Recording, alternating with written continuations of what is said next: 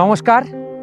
Travel গপ্প নতুন একটা গপ্প, কিভাবে দুদিনের ছুটিতে কলকাতা থেকে বরফ দেখতে আসতে পারবেন তারই একটা গপ্প আজকে আমি আমার ভিডিওতে তুলে ধরবো। সঙ্গে থাকুন। গুড ইভিনিং, এখন বাজে বিকাল 5টা। আমি এখন দাঁড়িয়ে আছি শিলিগুড়ি তেনজিং নরগে বাস স্ট্যান্ডের সামনে। আর এখান থেকে আমি এখন গ্যাংটকের জন্য শেয়ার ক্যাব নেব। তো ওই পেছনের এই গাড়িটাই ঠিক করেছি, টয়োটা গ্ল্যান্সা। ইউজুয়ালি 350-400 টাকা নেয়, কিন্তু টয়োটা গ্ল্যান্সা বলে একটু কমফোর্টেবল হবে জার্নি, তো এরা 500 টাকা করে চাইছে। তো আমরা এখন এটা করেই যাব। চলুন, যেতে যেতে আরও বাকি কথা হবে। প্রায় 1 ঘন্টা ওয়েট করতে হলো। জাস্ট আমাদের গাড়ি ছাড়লো, এখন 6:15 বাজে। এই একটাই জিনিস শেয়ার ক্যাবের একটু অসুবিধা, পুরো লোক না হলে তো ছাড়ে না। তো যাই হোক, দেখি কখন গিয়ে পৌঁছাই। শিলিগুড়ি থেকে গ্যাংটকের দূরত্ব প্রায় 110 কিলোমিটার। সময় লাগবে 4 থেকে 4.5 ঘন্টা মতো। এখন বাজে প্রায় 8:10-15 মতো। তো গাড়িটা এখন মেল্লি বাজারের এখানে দাঁড়িয়েছে। একটা হল্ট মাঝখানে দিল আর কি, খাওয়া দাওয়া, ওয়াশরুম যদি কেউ যায় সেই জন্য। আমি কিছু খাবো না, আমি ওয়েট করছি। 15-20 মিনিট দাঁড়াবে, তারপরে আবার গ্যাংটকের উদ্দেশ্যে রওনা হবে। এখনও পর্যন্ত ঠান্ডা নেই বললেই চলে। টেম্পারেচার শো করছে 18 ডিগ্রি। ড্রাইভার যে দাদা আছে সে দাদা তো বলছে ওপরে ঠান্ডা আছে, 8 থেকে 10 মতো টেম্পারেচার হবে। মেল্লি বাজার থেকে আমরা বেরিয়ে যাচ্ছি। এখান থেকে গ্যাংটক আর 57 কিলোমিটার মতো। সময় দেখাচ্ছে 1.5 ঘন্টা। এখন 8:30 বাজে। অ্যাপ্রক্সিমেটলি আশা করছি 10টার মধ্যে পৌঁছে যাব।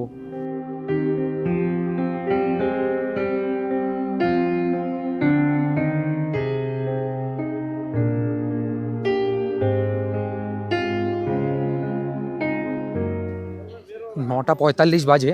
জাস্ট গ্যাংটক এসে নামলাম। আমাকে জাস্ট এমজি রোডের নিচটাতেই নামিয়ে দিল। হেঁটে হেঁটে উঠলাম। আজ একটা নতুন এক্সপিরিয়েন্স নিতে চলেছি। আমি যে রুমটাতে বুক করলাম সেটা অ্যাকচুয়ালি হস্টেলস। প্রথমবার আমি হস্টেলে থাকবো। এই ট্রিপটা অনেক কিছু নতুন জিনিস হচ্ছে, যেমন প্রথমবার শেয়ার ক্যাবে করে গ্যাংটক আসা, রাত্রেবেলা গ্যাংটক আসা, ইভেন হস্টেলে থাকা। আজকে ওখানে রুমের মধ্যে লোক শুয়ে পড়েছে, আমি রাতে আর দেখাবো না, কালকে পুরো হস্টেলটা আপনাদের দেখাবো। এখন বেরিয়েছি একটু খাবারের খোঁজে, কোনো দোকান খোলা নেই। এটাই মনে হয় ট্রাভেলারদের লাইফ। যদি কিছু না পাই, জল বিস্কুট খেয়ে শুতে হবে রাত্রেবেলা। অগত্যা মধুসূদন বিস্কুটই খেতে হচ্ছে। এটাই হয়তো ট্রাভেলার লাইফ।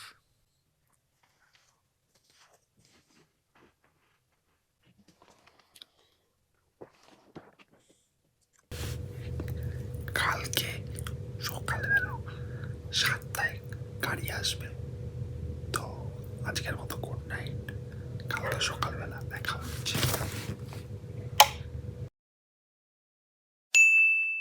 Good morning.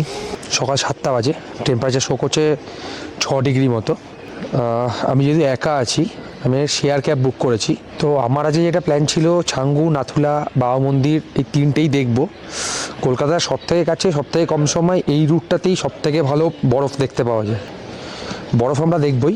আমরা যেটা করব, তো আমরা এখান থেকে একটা ক্যাব ধরে বাজার স্ট্যান্ড যাব।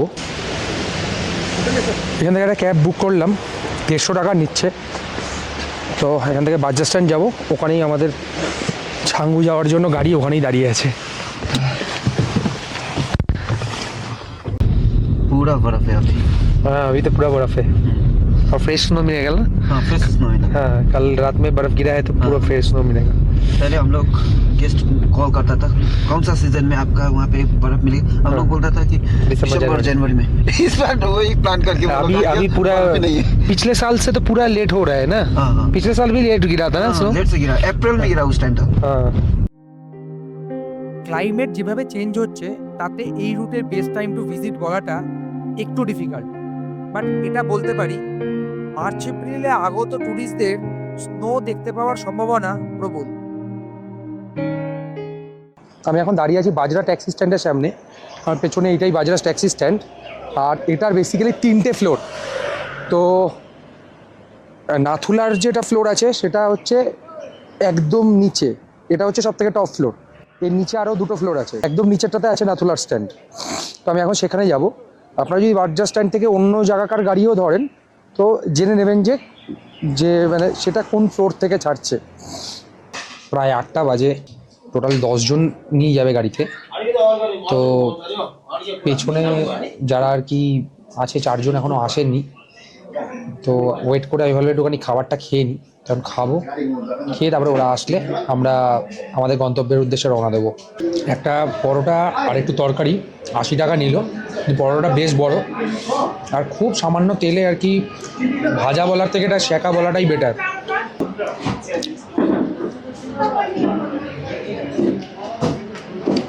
বেশ ভালো। ফাইনালি আমরা বেরিয়ে পড়েছি বাজার স্ট্যান্ড থেকে। এখান থেকে ছাঙ্গু মোট 35 কিলোমিটার, টাইম লাগবে বলছে মোটামুটি 1.5 ঘন্টা। পারমিট পাইনি বলে ছাঙ্গুর ওপরে কোথাও যেতে পারবে না, না হলে ইউজুয়ালি নিউ আও মন্দির, নাথুলা সবটাই এই শেয়ার গাড়িগুলোই যায়। ভাগ্যটা একদমই খারাপ। 3rd মাইল থেকে দাদা জিজ্ঞাসা করলো যে কোন পর্যন্ত পারমিট দিচ্ছে, ছাঙ্গু পর্যন্তই যেতে দেবে। ছাঙ্গুর ওপরে নিউ আও মন্দির বা নাথুলা আজকে আর যাওয়া হবে না। চেকপোস্টে পারমিট চেক করার পরে ছাঙ্গুর জন্য একটা 20 টাকা দিয়ে টিকিট নিতে হলো। এটা পার হেডে 20 টাকা করে লাগছে। আর একটা জরুরি ইনফরমেশন দিয়ে দিই, যারা এই রুটে ঘুরতে আসবেন 3rd মাইল চেকপোস্ট কিন্তু 11টার মধ্যে ক্রস করতেই হবে, না হলে আপনাদের পারমিট থাকা সত্ত্বেও আপনাদের কিন্তু ছাঙ্গুর দিকে যেতে দেওয়া হবে না। গ্যাংটক থেকে এই 3rd মাইল চেকপোস্ট প্রায় আধা ঘন্টার রাস্তা, তাই হাতে একটু সময় নিয়েই ছাঙ্গুর উদ্দেশ্যে রওনা হবেন। এই চোখ জোড়ানো রাস্তার সৌন্দর্য দেখতে দেখতে চলুন শেয়ার ক্যাব কীভাবে বুক করবেন সেটা একটু বলে দিই। দুভাবে এই শেয়ার ক্যাব আপনি বুক করতে পারেন। এক, এজেন্টের মাধ্যমে। এক্ষেত্রে আপনার জার্নির একদিন আগে আপনার ভোটার আইডি ও একটা স্ট্যাম্প সাইজ ফটো আপনি আপনার এজেন্টকে পাঠিয়ে দিলে সে আপনার পারমিট বানিয়ে রাখবে। আপনাকে আপনার গাড়ির ডিটেলস এবং ড্রাইভারের ডিটেলস শেয়ার করে দেবে। জার্নির দিন সকালবেলা বাজরা স্ট্যান্ডে এসে আপনি আপনার গাড়ি করে নাথুলা ছাঙ্গুর উদ্দেশ্যে রওনা হতে পারবেন। নাথুলা, ছাঙ্গু, বাবা মন্দির এই 3টে ঘোরানো বাবদ এজেন্ট আপনার কাছ থেকে চার্জ করবে 1000 টাকা। আর যদি নাথুলা বন্ধ থাকে সেক্ষেত্রে 700 টাকা। আর দ্বিতীয় পদ্ধতিতে আপনার জার্নির একদিন আগে নিজে বাজরা স্ট্যান্ডে গিয়ে আপনি যে কোনো একটা ক্যাব বুক করতে পারেন। সেক্ষেত্রে হয়তো আপনার খরচা কিছুটা কম পড়বে। আরও একটা জিনিস বলে দিই, সিকিমের যে কোনো পারমিট বানানোর জন্য আপনাকে কিন্তু ভোটার আইডি দিয়েই পারমিট বানাতে হবে, আধার কার্ড কিন্তু এখানে চলে না। আর বাচ্চাদের জন্য বার্থ সার্টিফিকেট ক্যারি করতে হবে। আমি আমার এজেন্টের ডিটেলস ডেসক্রিপশানে দিয়ে দিয়েছি। গাড়ি আমাদের নিয়ে এসে 13 মাইলে দাঁড় করিয়েছে। তো প্রথম আমরা স্নো ক্যাপ মাউন্টেন দেখতে পাচ্ছি। ওই যে দূরের ওপরের মাথায়, সব পাহাড়ের মাথায় একদম পুরো স্নো জমে রয়েছে। এইটা দেখার জন্যই কিন্তু এখানে আসা। ওপরে দুর্দান্ত স্নো রয়েছে, দুর্দান্ত স্নো রয়েছে। প্রচণ্ড এক্সাইটেড লাগছে আজকে, যার কারণে আমি এসছি এখানে, বাট সেটা সাকসেসফুল। তবে এই রুটে সোমবার বাদ দিয়ে আসাটাই বেটার, কারণ সোমবার নাথুলা বন্ধ থাকে। গাড়ি এখানে দাঁড়ায় মূলত ব্রেকফাস্ট করা ও ফ্রেশ হওয়ার জন্য। তাছাড়াও আপনি ওপরে গিয়ে বরফ এনজয় করার জন্য গামবুট এবং জ্যাকেট ভাড়া নিতে পারেন। গামবুটের ভাড়া 100 টাকা এবং জ্যাকেটের ভাড়া 200 টাকা। আর চাইলে আপনারা গ্লাভস, টুপি, মাফলার এগুলো কিনতেও পারেন।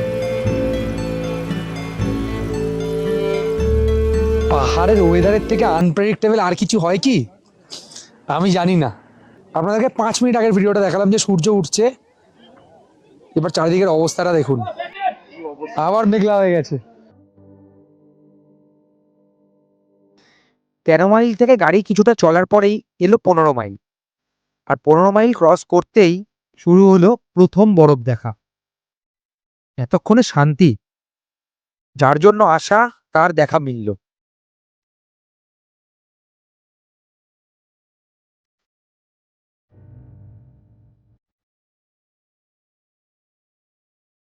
আমি একটু আগেই বললাম পাহাড়ের ওয়েদারের থেকে আনপ্রেডিক্টেবল হয়তো কিচ্ছু হয় না।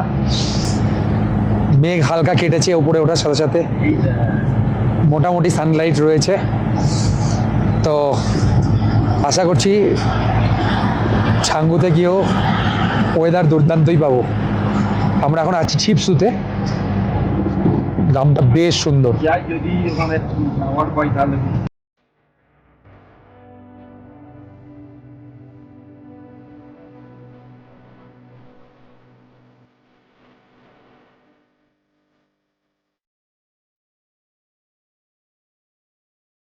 ছাঙ্গুর এখানে আমরা পৌঁছে গেছি, প্রপার ক্লিয়ার ওয়েদার, চারিদিকটা বরফ পড়ে একদম ঢেকে রয়েছে। আমি এখন এখান থেকে রোপওয়ে চড়বো, উপর থেকে দুর্দান্ত ভিউ পাওয়া যায় ছাঙ্গুর, চলুন দেখাবো। রোপওয়ে সকাল 10টা থেকে চালু হয়ে বিকেল 4টে পর্যন্ত খোলা থাকে। রোপওয়ের যাতায়াত বাবদ খরচা পার হেডে 360 টাকা। এখানে আপনি ইউপিআই মারফতও পেমেন্ট করতে পারেন। পেমেন্টের জন্য জিওর নেটওয়ার্ক যথেষ্ট ভালো, এয়ারটেল একদম চলে না। তবে এদের নিজেদের ওয়াইফাইয়ের ব্যবস্থা রয়েছে, যেটা আপনি আপনার মোবাইলে কানেক্ট করে টিকিট কাটতে পারেন।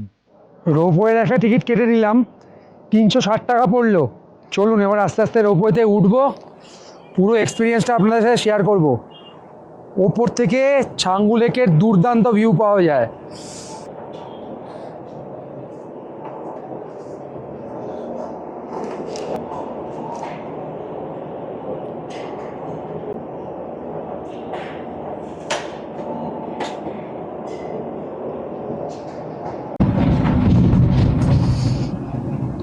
চালু হয়ে গেছে, পুরো এই কেবিনটাতে আমি একা। দুর্দান্ত একটা অভিজ্ঞতা, দারুণ অভিজ্ঞতা একটা।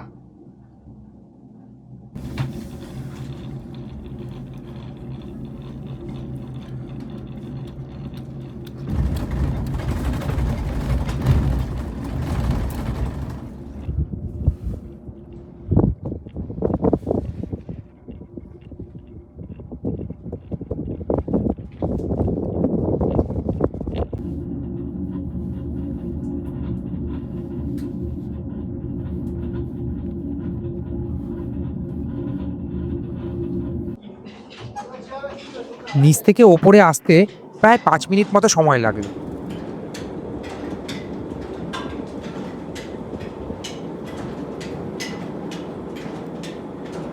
কেবল কারটা আমাকে এখানে এপারে এসে নামিয়ে দিল। উফ, চারিদিকটা আবার পুরো মেঘলা হয়ে গেছে, প্রচুর স্নোতে ভর্তি। তো মেন যেটা বলছিলাম, তো এবার এখানে আপনাদের যেটা করতে হবে, আপনি এখানে এসে স্নো এনজয় করলেন, বাকি সময় টময় কাটালেন, তারপরে আপনার বিকাল 4টে পর্যন্ত এটা খোলা থাকে। তারপরে আপনি আপনার সময় মতো এখানে এসে আবার আপনি ছাঙ্গুর জন্য ব্যাক করে যেতে পারবেন।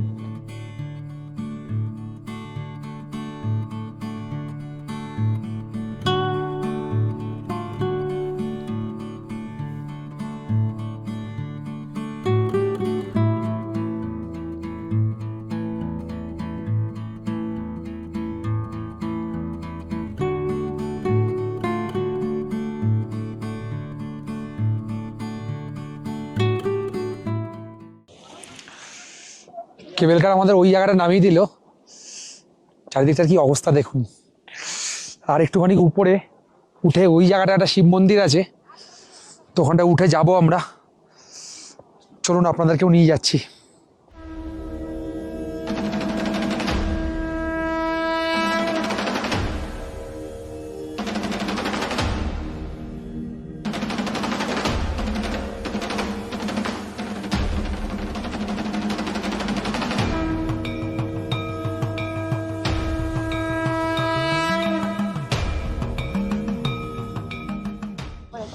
क्या क्या मिलेगा दीदी?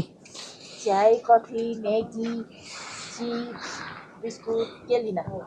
আমরা এখন রয়েছি 14,500 ফিটে। কফি নিলাম, নিমেষের মধ্যে কফি ঠান্ডা হয়ে যাচ্ছে। এখানে একটা ক্যাফে আছে, 40 টাকা নিল। মারাত্মক ঠান্ডা, নিচেই টেম্পারেচার শো করছিল -1। হাত ফাত সব জমে যাচ্ছে। এখানে -4-5 আরামসে হবে। ওয়েদারটা যদি একটু ক্লিয়ার থাকতো দারুণ লাগতো, চারিদিকটা দারুণ লাগতো। একটা ছোট্ট জিনিস বলে দিই, যেখানে এই ধরনের সাদা স্নো রয়েছে সেখানে কিন্তু কোনো রিস্ক নেই, কিন্তু যেখানে স্নো পায়ের চাপে চাপে এরকম কালো হয়ে গেছে, এগুলোকে ব্ল্যাক আইস বলে, ব্ল্যাক আইস থেকে খুব সাবধান।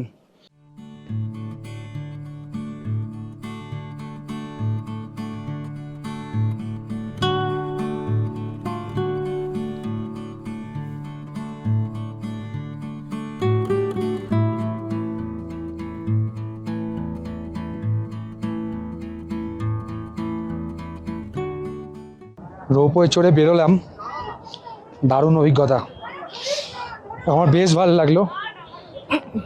আরে বাপরে বাপ, পড়ে যাচ্ছিলাম একটু আগেই, আপনাদের যেটা বলছিলাম ব্ল্যাক আইস, পুরো ব্ল্যাক আইস হয়ে রয়েছে, পড়ে যাচ্ছিলাম। তবে আজকে ওয়েদার খারাপ, গত 5-6 দিন ধরে প্রচুর স্নোফল হয়েছে বলে প্রচুর ফ্রেশ স্নো পেয়েছি আমরা। আগামী আরও 2-3 দিন স্নোফলের প্রেডিকশান দিচ্ছে। এর পরে যারা ট্যুরিস্টরা আসবেন তারা দুর্দান্ত ওয়েদার পাবেন, দুর্দান্ত ওয়েদার পাবেন। আপনার যখন গাড়ি ছাড়বে একদম ছাঙ্গুর রোপওয়ের গেটের সামনে ছাড়বে, কিন্তু আপনি যখন ব্যাক করবেন তখন আপনি একটুখানি গ্যাংটকের দিকে নিচে নেমে আসবেন। ওখানেই আপনাদের গাড়ির পার্কিংগুলো রয়েছে। আপনার গাড়ির নাম্বার আর ড্রাইভারের নাম্বারটা অবশ্যই মানে সঙ্গে রাখবেন, তাহলে আপনার গাড়ি খুঁজতে সুবিধা হবে। দুর্দান্ত ঘুরলাম। যাই হোক, 2-3টে কথা বলার আছে। প্রথমত, যখনই এরকম মানে বরফের কোনো জায়গায় যাবেন, ব্যাগে এক্সট্রা পেয়ার গ্লাভস, মোজা আর একটা টুপি এক্সট্রা ক্যারি করবেন। কারণ অনেক সময় স্নোফল হয় বা বরফ নিয়ে খেলতে খেলতে জিনিসপত্র ভিজে যায়, সেই সময় কিন্তু প্রচুর লোক এই ভেজা ইয়েতে ঠান্ডার মধ্যে অসুস্থ হয়ে পড়ে। তো এগুলো ক্যারি করলে সেই অসুবিধাটা হবে না। আমরা ছাঙ্গু থেকে গ্যাংটকের উদ্দেশ্যে বেশ সুন্দর একটা অভিজ্ঞতা নিয়ে বেরিয়ে যাচ্ছি। তবে যদি ওয়েদার ভালো থাকতো আমরা নিউ বাবা মন্দির এবং নাথুলা যেতে পারতাম। তো আপনারা যারা আসবেন, ওয়েদার যদি ভালো থাকে, নাথুলা আর নিউ বাবা মন্দির খোলা থাকলে সেখানে অবশ্যই যেতে পারবেন। আজকে আমি পারলাম না। যাওয়ার সময় যেখানে দাঁড়িয়েছিলাম 13 মাইল, ফেরার সময় ওইখানেই দাঁড়ালো 13 মাইলে। তো আমি একটা ভেজ মোমো নিয়ে নিয়েছি ঠান্ডার মধ্যে।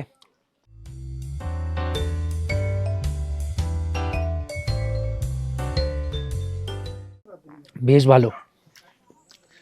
এটাই আজকে লাঞ্চ। এই ট্রিপের ব্যাপারে আরও একটা জিনিস যেটা বলার, এই মুহূর্তে ফরেনারদের জন্য শুধুমাত্র ছাঙ্গু পর্যন্তই পারমিট পাওয়া যাবে। আর বাংলাদেশি যারা ফরেনার রয়েছেন তাদের জন্য কোনো রকম পারমিট এই মুহূর্তে সিকিম গভর্নমেন্ট অ্যালাউ করছে না। আজ যেহেতু গাড়ি শুধু ছাঙ্গু নিয়ে গেছে, তাই ছাঙ্গুতে 2 ঘন্টা ওয়েট করেছে। কিন্তু আপনাদের ট্রিপে যদি নাথুলা এবং বাবা মন্দির ইনক্লুড থাকে, সেক্ষেত্রে গাড়ি 45 মিনিট থেকে 1 ঘন্টা প্রতিটা স্টপে ওয়েট করে। এই পুরো রুটটা ইন্দো চায়না বর্ডার সংলগ্ন হওয়ায় প্রচুর আর্মি অধ্যুষিত এলাকা এখানে রয়েছে। তাই আপনাদের বলবো, কেউ ফটো বা ভিডিও এই এলাকাগুলো বাদ দিয়েই করবেন, কারণ এটা আমাদের ন্যাশনাল সিকিউরিটির ব্যাপার। গ্যাংটকের একটা জায়গায় আমাদেরকে নামিয়ে দিল। এখান থেকে এমজি মার্গ আর 10 মিনিট হাঁটা পথ। তো এখন হেঁটে আমরা এমজি মার্গ যাব। আপনারা প্রায় দুপুর 2টো থেকে 2:30-এর মধ্যেই গ্যাংটক পৌঁছে যাবেন। আর এখান থেকে ডাইরেক্ট শিলিগুড়ি চলে গেলেই আপনাদের পুরো ট্রিপটা 2 দিনের মধ্যেই কমপ্লিট হয়ে যাবে। মাত্র 5 মিনিট লাগলো, 500 মিটার মতো ছিল, চলে এলাম। 10 মিনিটও লাগলো না। চলুন রুমে যাই। আমি যে হোস্টেলটায় আছি, কাল তো সেটা দেখানো হয়নি, হোস্টেলটা আপনাদের দেখিয়ে দিই হোস্টেলটা কেমন। আমি কালকে রাতে এসে একটা হস্টেলে স্টে করেছি, কালকে তো আপনাদের বললাম। চলুন আপনাদেরকে হস্টেলটা ঘুরিয়ে দেখাই। দুর্দান্ত একটা লোকেশানে, দুর্দান্ত একটা লোকেশানে।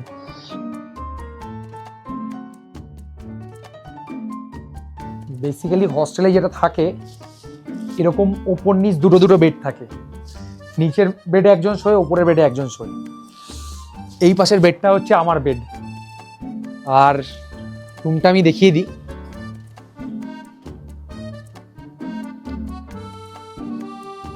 এটা আমাদের ওয়াশরুম, ওয়েস্টার্ন টয়লেট দেওয়া, 24/7 গিজার অ্যাভেলেবেল। আর এই দিকটা হচ্ছে বাথিং এরিয়া। প্রতিটা বেডের সাইডে একটা করে এরকম রিডিং ল্যাম্প দেওয়া আছে। আর একটা চার্জিং পোর্ট দেওয়া আছে। মানে একটা হস্টেলে আপনি আরও 2-3 জনের সাথে একটা রুম শেয়ার করছেন, সেখানে বিভিন্ন শুধু রাজ্য থেকে না, মানে অন্য দেশ থেকেও লোক আসতে পারে। এবার সেখানে এসে মানে প্রচুর জিনিস আপনি জানতে পারবেন, যেমন তার ট্রাভেল এক্সপিরিয়েন্স, সবার ঘোরার ধরন আলাদা, সেগুলো জানা যায়। তাছাড়াও যেটা আছে সেটা হচ্ছে যে যে যেখান থেকে আসছে সেই জায়গার ব্যাপারে আপনি প্রচুর ইনফরমেশন পাবেন।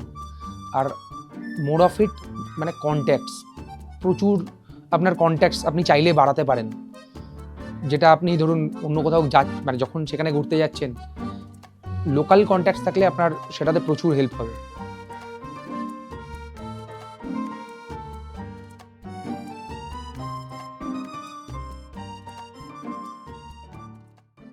এখন বাজে বিকাল 5টা।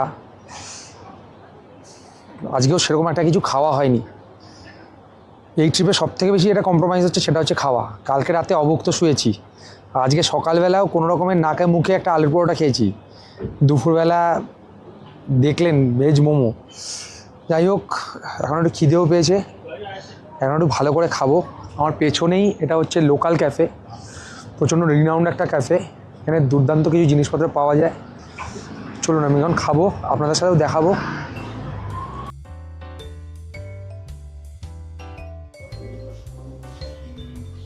Thank you. What is Malala thing? Chicken লাফিং। 1 Malala thing. Rice Dry. spicy hoga cold I know. And 1 hummus with pita, non-veg. Okay.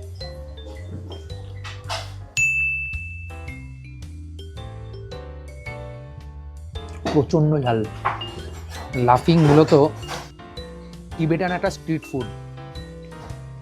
নিচের যে লেয়ারটা ওটা ময়দার জেল বেস বানিয়ে তার মধ্যে একটা ঝাল সস চিকেন দিয়ে এটাকে বানানো, অন্যরকম খেতে, প্রচণ্ড ঝাল হয়, ভীষণ স্পাইসি।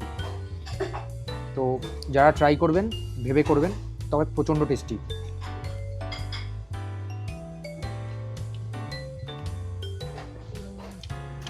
দারুণ।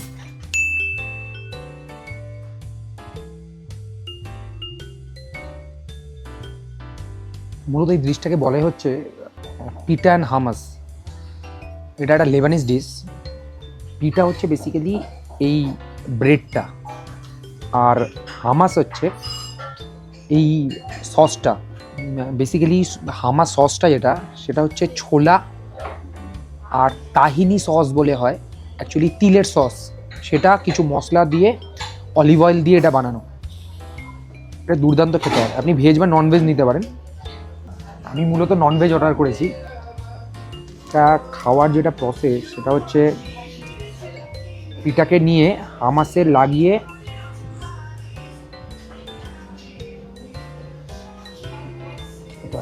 দুর্দান্ত হয়ে যায়। দুদিন ধরে খাওয়া হচ্ছিল না, আজকে আবার বেশি খাওয়া হয়ে গেল একবারে। দুজনের খাবার একাই খেয়ে নিয়েছি।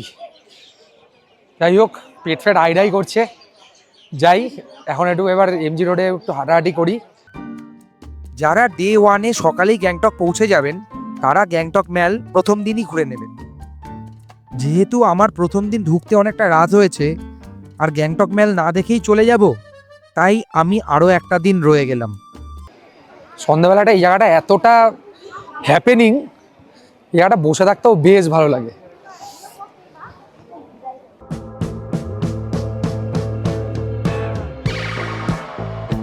ম্যাল থেকে হস্টেলে ফিরে এসে আমিও এদের সাথে পার্টিতে যোগদান করলাম। এখানে সবাই ভিন্ন ভিন্ন রাজ্য, রাষ্ট্র, ধর্ম, বর্ণ থেকে এসেও একটা সুতোতেই বেঁধে গেছে, সেটা হলো সবাই ট্রাভেলার। অনেক দিন মনে রাখার মতো একটা সুন্দর সন্ধ্যা কাটালাম।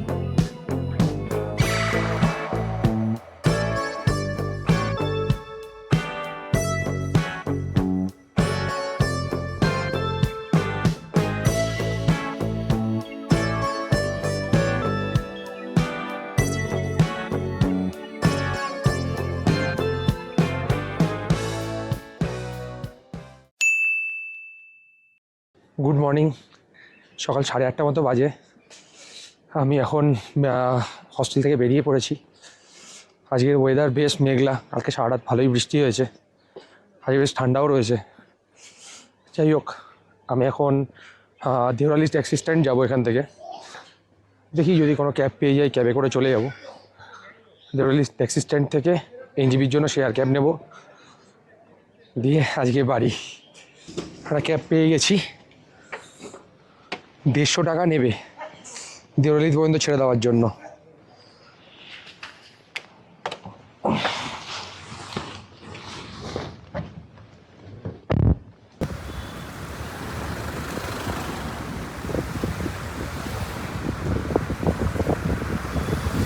আমাকে দেওরালি ট্যাক্সি স্ট্যান্ড ছেড়ে দিল দাদা।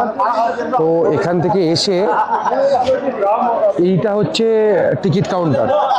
অনেক লোক জিজ্ঞাসা করবে, নিজে গিয়ে ডাইরেক্ট কাটবেন টিকিট, সুবিধা হবে। তো 400 টাকা পড়লো। তো এখানে গাড়ির নাম্বার দিয়ে দিয়েছে, আমার গাড়ির নাম্বার 3328। তো এখানে গাড়ি আছে, সেটাকে খুঁজে আপনাকে সেই গাড়িতে বসতে হবে। 9:20 বাজে, শিলিগুড়ি থেকে জাস্ট ট্যাক্সিটা ছাড়লো। তো গাড়িতে মূলত 10 জন করে যায়, সামনে 2 জন, মাঝখানে 4 জন, পেছনেও 4 জন। তো এটাই নর্মালি আমাদের প্রায় আধা ঘন্টা 40 মিনিট মতো ওয়েট করতে হলো। তো মানে আমি সব থেকে বাজে জায়গায় সিটটা পেয়েছি, একদম পেছনে, তাও মিডলে পেয়েছিলাম বলে ওটাকে সাইডে করে নিয়েছি। ঠিক আছে, তবে সাইডের এই সিটটা বেশ আনকমফোর্টেবল, লম্বা লোকেদের জন্য তো বটেই, চাকার জন্য আমার মানে ডান দিকের পাটা উপর দিকে উঠে রয়েছে। আপনারা যারা মনে করবেন যে শেয়ার ক্যাবে যাবেন, তারা হাতে একটু সময় নিয়ে আসবেন, তাহলে আপনি আপনার পছন্দ মতো সিট চুজ করতে পারবেন। কারণ কালকে আমরা ছাঙ্গু গেছি, আমি সামনে বসে গেছি, দ্যাট ওয়াজ কোয়াইট কমফোর্টেবল, কোনো সমস্যা কিন্তু হয়নি।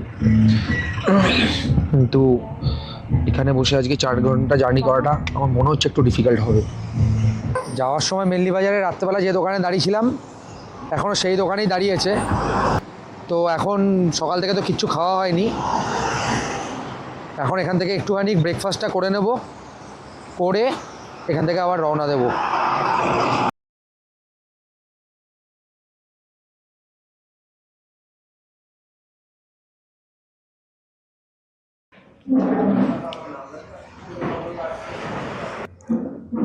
খাবারটা বেশ ভালো, বেশ ভালো খাবারটা। 1:35 বাজে, জাস্ট আমাকে স্ট্যান্ডে নামালো। শিলিগুড়ি শালুকাড়া থেকে প্রচণ্ড জ্যাম ছিল বলে একটু দেরি হলো, প্রায় 4.5 ঘন্টা মতো লেগে গেল। যাই হোক, আজকের গল্প এই পর্যন্তই। যদি আপনাদের আমার গল্প ভালো লেগে থাকে, অবশ্যই একটা লাইক করবেন। আর এরকম আরও গল্প দেখার জন্য আমার চ্যানেল ট্রাভেল গল্পকে সাবস্ক্রাইব করুন।